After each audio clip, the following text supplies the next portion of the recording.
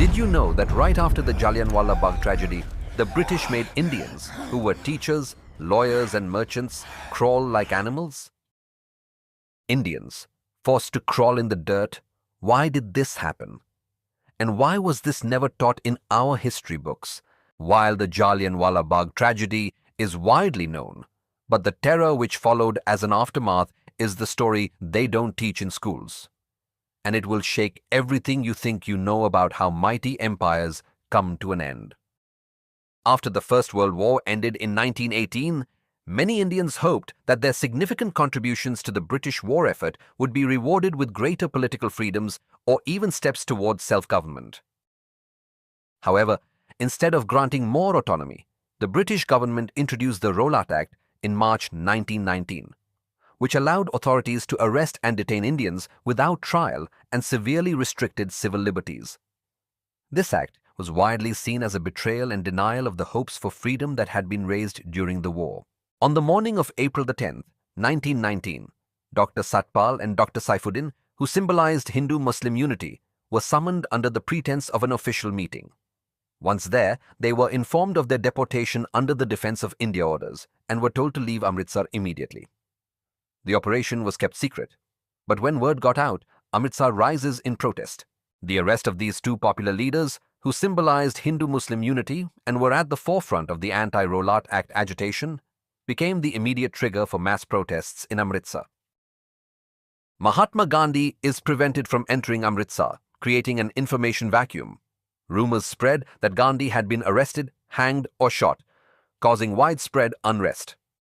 Marcella Sherwood, a missionary lady, is attacked by a mob, then rescued by Indian locals, but that one attack would trigger something darker.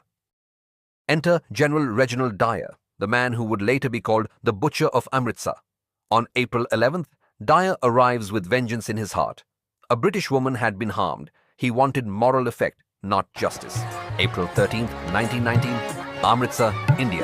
It is the festival of Baisakhi. Think of it like Christmas for Punjab. Families are celebrating the harvest, flying kites, buying cattle. In pre-partition Punjab, even Punjabi Muslims participated along with Sikhs and Hindus for Baisakhi as a harvest festival, but it was not a religious observance for them. As villagers started gathering for the festival around 9 o'clock that morning, General Dyer was seriously concerned about the unprecedented unity among Hindus, Sikhs and Muslims in Punjab, fearing it could lead to another large-scale uprising similar to the Indian Rebellion of 1857. He issued a medieval-style drumroll proclamation banning gatherings of more than 5 people. But picture this. In the noisiest, most crowded city alleys you can imagine, a man with a drum announces that gatherings are banned. In a city where you can't hear someone 2 meters away. Most people never heard it. Those who didn't understand its implications. That day, around 25,000 people with families and their children gathered in Jallianwala Bagh. They thought they were having a political meeting and a festival picnic. Then Dyer arrived with 50 troops. He saw what he called a rebel camp. In 30 seconds, without warning, he ordered, "Fire."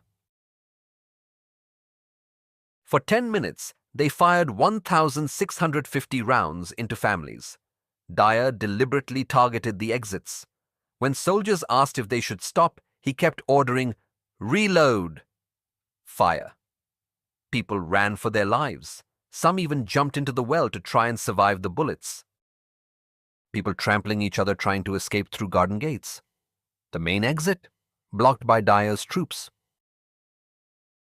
Children were covered by their fathers' bodies, who tried desperately to protect them. Here's the part that will haunt you. When it was over, General Dyer said, it was not to disperse the crowd, it was to punish them. He imposed curfew that night. The wounded screamed through the night. People bled to death all night who could have been saved. But the massacre was just the beginning. What happened next reveals the true brutality of colonial control, and it's never talked about. In the narrow alley where Marcella Sherwood was attacked, British troops positioned themselves with a chilling order. Every Indian who passed through had to crawl on their hands and knees. The crawling order became infamous. Picture respected community elders, fathers, professional men, all forced to grovel in the dust while British soldiers laughed and took pictures. The British photographed this humiliation as souvenirs. Some refused and were beaten, others complied and carried the shame for the rest of their lives. Children watched their fathers humiliated and never forgot. Throughout Punjab, the Royal Air Force dropped bombs on villages whose only crime was being in the vicinity of unrest. Across Amritsar, public floggings began in the city squares. British soldiers contaminated local wells, the only source of drinking water for thousands. They harassed women in their homes, ransacking houses at random.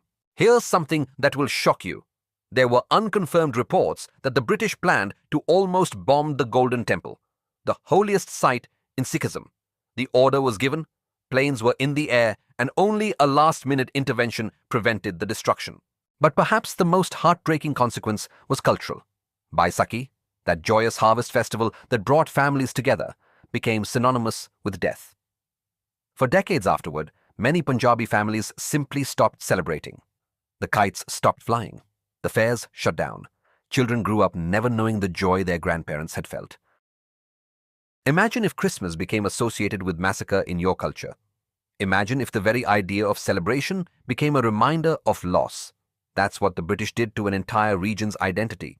They didn't just kill people that day, they murdered joy itself. The British tried to bury this story for months. But here's what's absolutely staggering. When the truth came out, the British public didn't condemn Dyer. They rewarded him. £26,000 was raised for him in 1920, hundreds of thousands in today's money. The conservative press called him a brave colonial hero. This was systematic support for massacre. British newspapers celebrated the crawling order as necessary discipline. The humiliation was the point. The abandonment of the wounded was justified as teaching Indians a lesson about the consequences of resistance. More than 100 years after the tragedy, the British are yet to offer an official apology. Meanwhile, in Punjab, Baisakhi is celebrated again, but with a difference. Now it's both a harvest festival and a day of remembrance. Children learn to fly kites and honor the dead in the same afternoon. My heartfelt tribute to the martyrs of Jallianwala Bagh massacre.